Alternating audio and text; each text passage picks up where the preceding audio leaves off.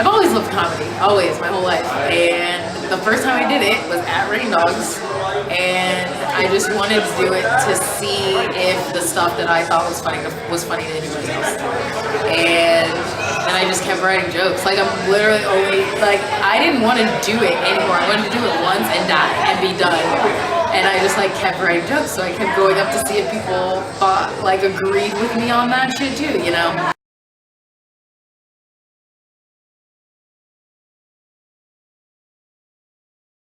Terrifying. It's still terrifying all the time. But I feel like I do it for the end results. Like, it's terrifying until it's over, and then when it goes well, you feel amazing.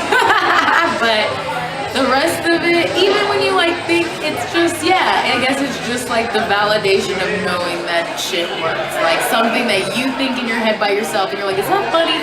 And then you do it and it works, you're like, I fucking knew that shit was funny. Like, it's just nice to connect with people through what is essentially the most intimate things, the like thoughts and feelings that you have, and just like telling them to all these people at one time and having that be received well at all is awesome.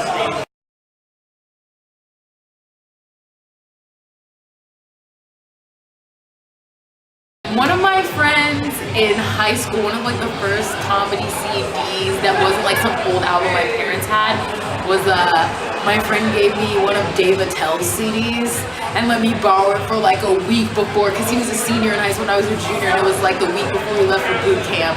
And I remember listening to it so hard because I was like, I have a time limit with the CD, like trying to like listen to everything as many times as I could, just because I knew I had like limited time with it. But that was one that just stuck out to me as something other than the standard, just like being in love with Comedy Central, that I loved over and over again.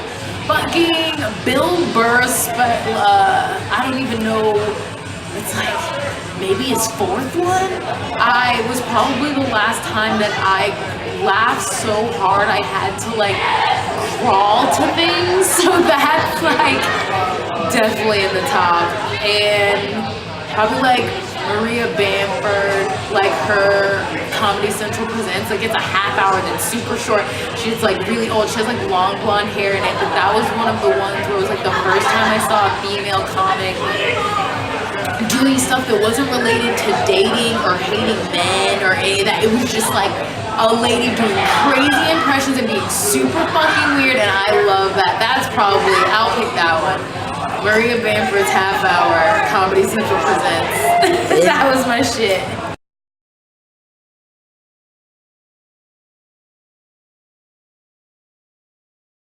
I really even used to love coming home and watching Kids in the Hall, because that was like a different kind of sketch that wasn't like everything else I had seen at that time, and I really loved watching them do that.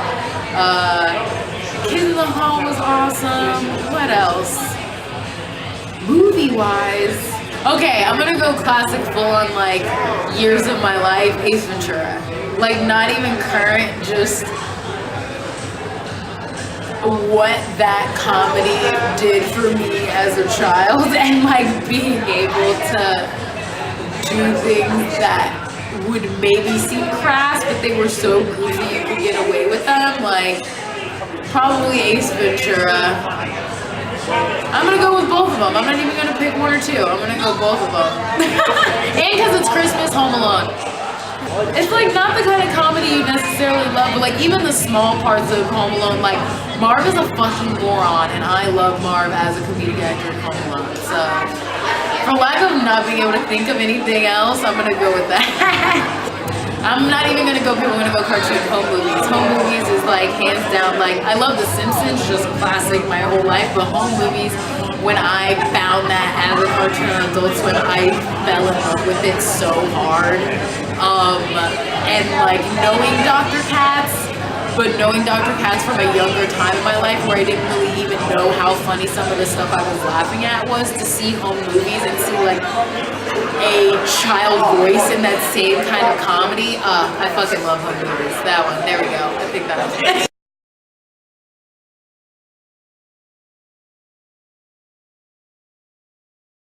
Kathleen Madigan has a joke about how up to her asking her to help for the planet, and she says, in one hand I had a cigarette, and the other hand I had a hot dog, and like goes into this whole thing about how why would you even ask someone holding those two things that kind of question. And I love like everything about, I don't feel like I explained that well, but you know what I mean.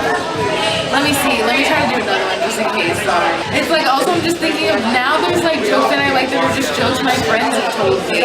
Like, being a comic, your favorite joke isn't necessarily anything anybody would know. It's like, oh, my friend just thought of this awesome thing the other day. Like, you know, like, me and Pat, we're just talking about sapiosexuals, and then he goes up at the mic and does a bit about how being a sapiosexual is you going down on an encyclopedia. Like, that is so ridiculous, but it's like, that is my favorite thing I've heard tonight. You know what I mean? So, probably just because it's a funny way to show such a negative emotion is Bill Burr's bit that ends with him smashing muffins at a farmer's market.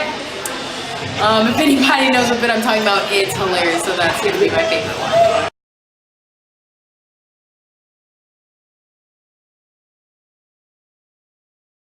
I like Dan Metzger. I think that's how you say his name. He's like super smart.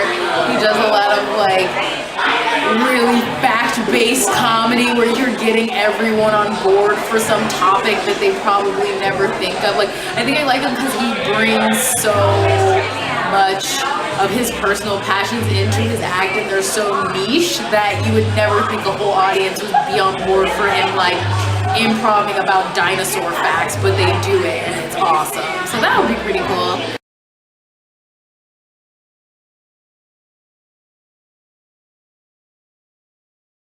I would definitely like to have Ron White roast me.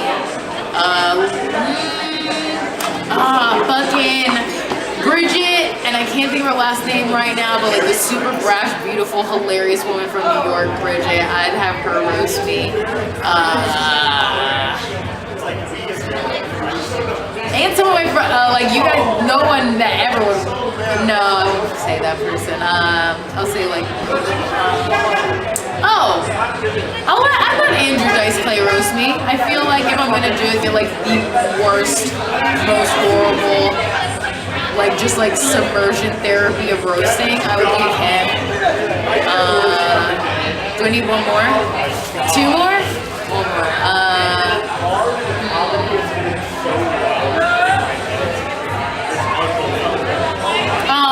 I'll say the Lucas brothers, because I feel like I would like to see how mean they can be to me.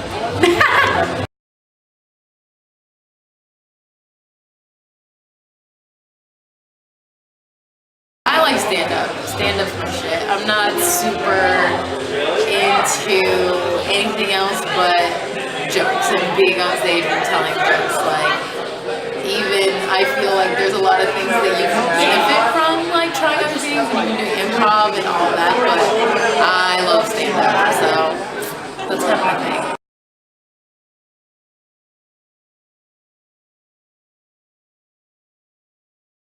I feel like I can't even answer that in any way that I know because I wasn't doing stand-up 5 years from right now.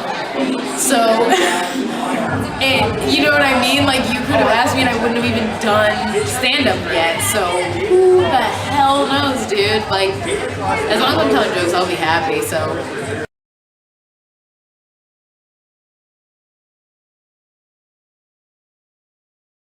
You can find me online, on Instagram, Twitter, all that stuff is Katrina Savad.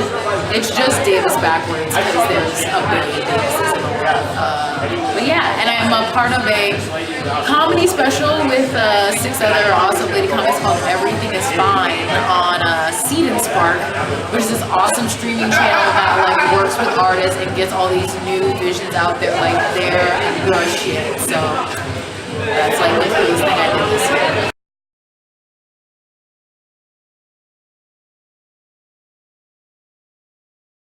I would like people to feel happy, obviously.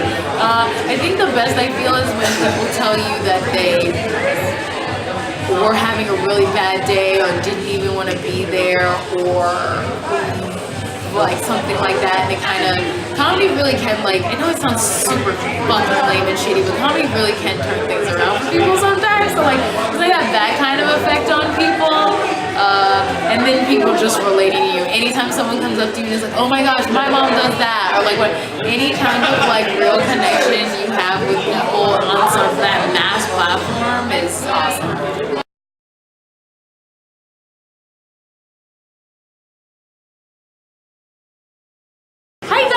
My name's Katrina. I tell jokes just like everybody else on this website. So if you want to see more about the stuff that comes out of my brain, check out this interview on cuties.com.